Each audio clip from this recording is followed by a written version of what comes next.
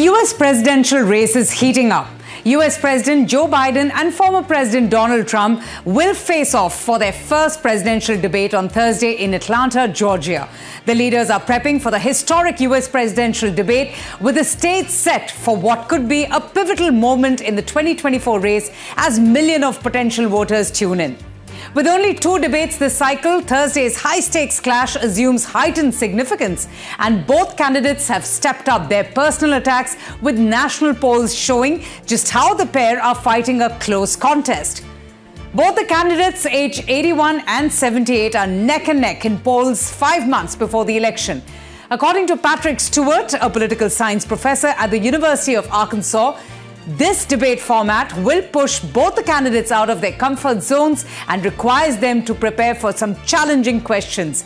He further adds, and I quote, "How the debate is an incredible test of their cognitive competence, and this is their chance to see how much they've declined or if they've declined." For Donald Trump, the 90-minute clash is a chance to drive home worries about 81-year-old Biden's mental alertness, his health, although the Republican, who is 78, himself faces age concerns.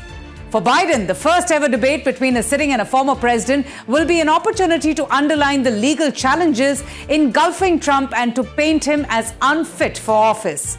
According to Democratic strategist Christian Ramos, the debate offers an opportunity to cut through negative perceptions of the country's economic performance, and Biden could, for instance, tout the policies that he has signed to create jobs for lakhs of people in the states.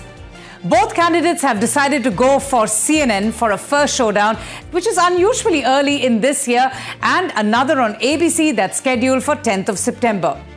The first presidential debate could change everything. The debate may be the first of the 2024 presidential race, but it will also be the third time that Trump and Biden have gone head-to-head as presidential hopefuls.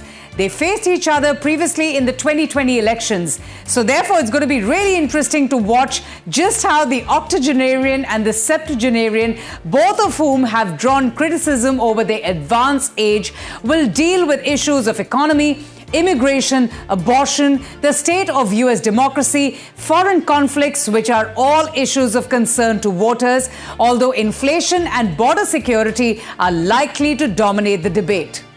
Now, the last debates between the two men in 2020 was fraught, with Biden at one point snapping, "Will you shut up, man?" as Trump repeatedly interrupted him.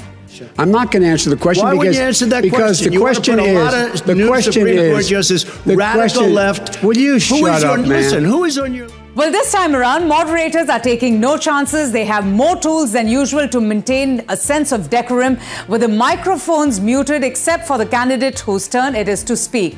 Jake Tapper and Dana Bash, co-hosts of CNN's Sunday morning show State of the Union, are going to be serving as moderators. Now, Tapper hosts CNN's The Lead with Jake Tapper and has prior debate experience as well.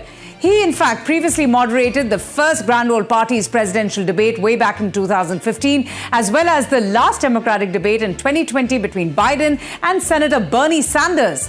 Bash, a graduate of George Washington University, anchors CNN's Inside Politics with Dana Bash, and she too has regularly served as moderator for numerous political town halls and debates, including the 6 presidential primary debates in 2016 and 2 in 2020.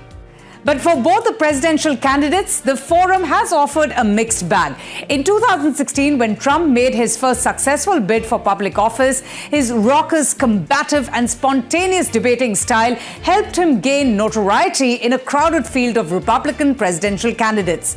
His subsequent performance with Democratic presidential nominee Hillary Clinton gained higher ratings than any other debate before or since. In fact, it drew an estimated 84 million viewers. At one point during his face-off with Clinton, Trump even appeared to loom over her as she was speaking. For his part, Joe Biden often has failed to rise above the fight in Democratic primary debates during his earlier runs for president. Still, experts say that he does prove to be a worthy opponent in a one-on-one vice presidential debate against Sarah Palin in 2008 and Paul Ryan in 2012. Well, fast forward to September 2020, when the then incumbent Trump finally faced off against Biden.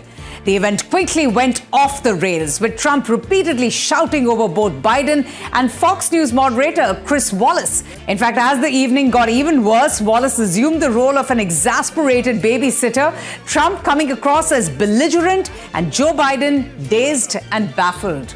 Well, this week's debate will see some major shifts from prior telecasts, which Biden and Trump have both agreed to.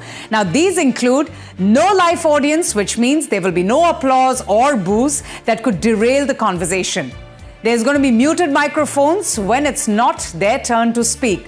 No pre-written notes will be allowed this time around. The only props that they're permitted to have is a pen, a pad of paper, and a bottle of water.